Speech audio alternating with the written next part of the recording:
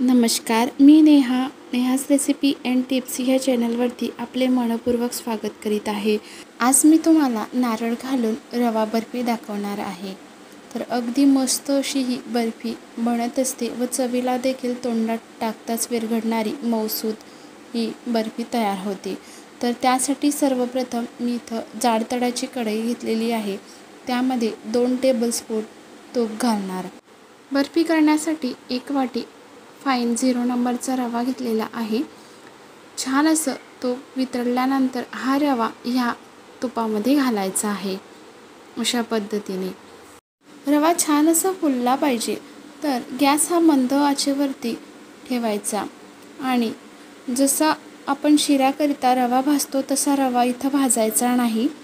अगदी हलका गुलाबी रंग येईल तोवर आपल्याला रवा भाजायचा आहे। तर अशा पद्धतीने हात न थांबवता सतत परतत राहायचा आहे, जेणेकरून रवा हा अतिशय लालही होणार नाही व तळाशी लागणारही नाही। रवा भाजायला 7 ते 8 मिनिट लागतात, तर अगदी पांढराही हा रवा राहू द्यायचा नाही। अशा पद्धतीने हलका गुलाबी भाजून घ्यायचा आहे। त्यानंतर ह्यामध्ये घालायचं आहे 1 वाटी खोबऱ्याचा खीस। तर हा कोरड्या खोबऱ्याचा खीस आहे, तुम्हाला हवं असल्यास तुम्ही ह्यामध्ये ओल्या खोबऱ्याचा खीस देखील टाकू शकतात। तर आता छान असं हे मिक्स करून घ्यायचं आणि अगदी फक्त 1 मिनिटापर्यंत मंद आचेवरती परत भाजून घ्यायचा, जेणेकरून खोबरंही छान असं खरपूस भाजलं जाईल। तर हे कोरडं खोबऱ्याचं खीस घेतलेला आहे, तर मी जास्त याला रोस्ट करणार नाही। जर तुम्ही इथं ओल्या खोबऱ्याचा खीस घेतला तर मात्र छान असं कोरडं होऊस तर याला भाजून घ्यायचं। तर अशा पद्धतीने बघा, रव्याला देखील हलका गुलाबी रंग आल्यानंतर ह्यामध्ये मी खोबऱ्याचा खीस हा मिक्स केला। त्यानंतर ह्यामध्ये साखरेचा पाक न टाकता आपण अमूल मिठाई मेड टाकणार आहोत। तर 1 वाटी रवा आणि 1 वाटी खोबऱ्याच्या खिसाकरिता मी इथं समप्रमाणात 1 वाटी मिल्क मेड घेतलेलं आहे। मला हवं असल्यास तुम्ही 1 वाटी रव्यासाठी 2 वाटी खोबऱ्याचा खीस देखील टाकू शकतात आणि त्यानंतर खोबऱ्याचा खीस हा जास्त घेतला किंवा रवा जास्त प्रमाणात घेतला तर तुम्ही त्यामध्ये मिल्क मेडचं सुद्धा प्रमाण वाढवायचं। तर अशा पद्धतीने बघा, हा डो तयार होत असतो। अगदी मंद आचेवरती 1 मिनिटपर्यंत मिल्क मेड टाकल्यानंतर अशा पद्धतीने छान असं परतून घ्यायचं। अगदी 1 मिनिटामध्ये हा गोळा तयार होत असतो। त्यानंतर ह्यामध्ये घालायची वेलची पावडर। तुम्हाला हवं असल्यास तुम्ही ह्यामध्ये केवडा इसेन्स किंवा रोज इसेन्स देखील टाकू शकतात, जेणेकरून ह्या बर्फीची चव अजूनच छान येईल। तर मला नको आहे तर मी इथं स्किप केलेलं आहे। तर अशा पद्धतीने छान असं मिक्स केल्यानंतर आपलं हे बर्फीचं मिश्रण छान असं तयार झालेलं आहे। तर आता गॅस मी बंद केलेला आहे आणि आता हे मिश्रण छान असं तयार झाल्यानंतर तुम्हाला जर असं सेट करायचं असेल ना, तर तुम्ही ताटामध्ये किंवा कोणत्याही केक टिनमध्ये छान अशी बर्फी सेट करून घेऊ शकता। तर मी इथं ही बर्फी थोडी छान अशी अजून आकर्षक होण्याकरिता ह्यामध्ये रंग मिक्स करत आहे।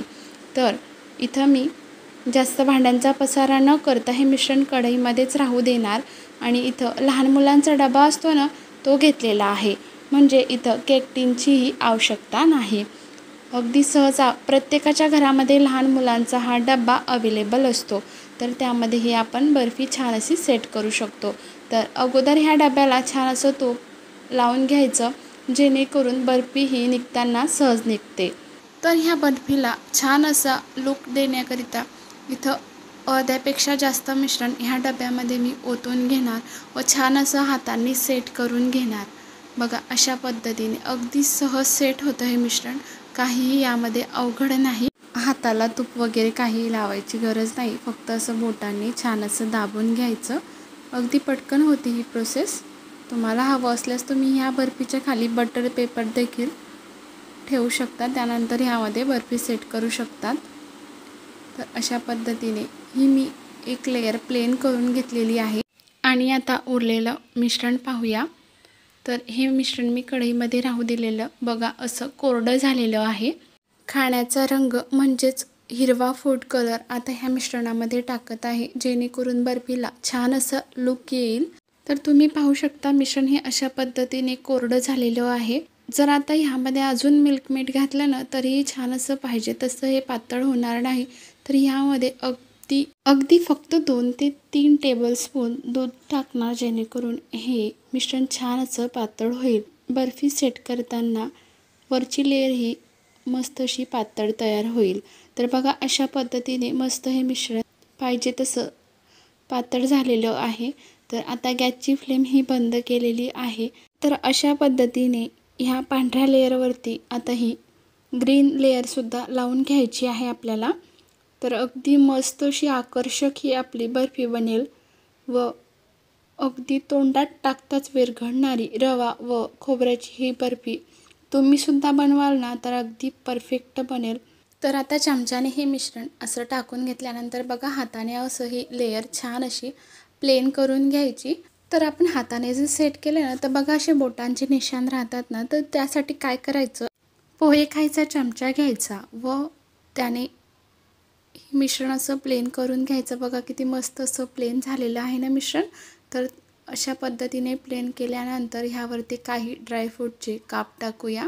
तर अशा पद्धतीने ह्यावरती ड्रायफ्रूटचे काप टाकल्यानंतर आता हा डबा लावून छान असं फ्रीजरमध्ये सेट करायला ठेवणार. फ्रीजरमध्ये न ठेवता अगदी 2 तासात ही छान अशी ही बर्फी सेट होत असते. तर आता बघा 15 मिनिट झालेले आहे. मस्त अशी आपली बर्फी ही सेट झालेली आहे. आता बघा चमच्याने अशा पद्धतीने हे मिश्रण मी बाहेर काढून घेणार, न तोडता अगदी अलगद हाताने, आणि प्लेटमध्ये काढायचं.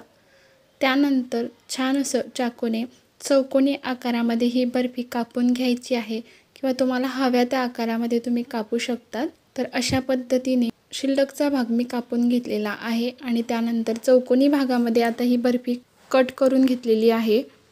तर जेवढी ही बर्फी दिसायला आकर्षक दिसत आहे ना, तेवढीच खायला देखील चविष्ट लागते. आणि आता ह्या बर्फीवरती खोबऱ्याचा खीस टाकल्यानंतर ह्या बर्फीचा लूक अजूनच वाढेल. बघा किती सुंदर आणि आकर्षक दिसत आहे ना. तर तुम्हीसुद्धा नक्की ट्राय करा व कशी झाली कमेंट्स करून नक्की कळवा. तर तुम्हाला आता ही बर्फी तोडूनही दाखवते.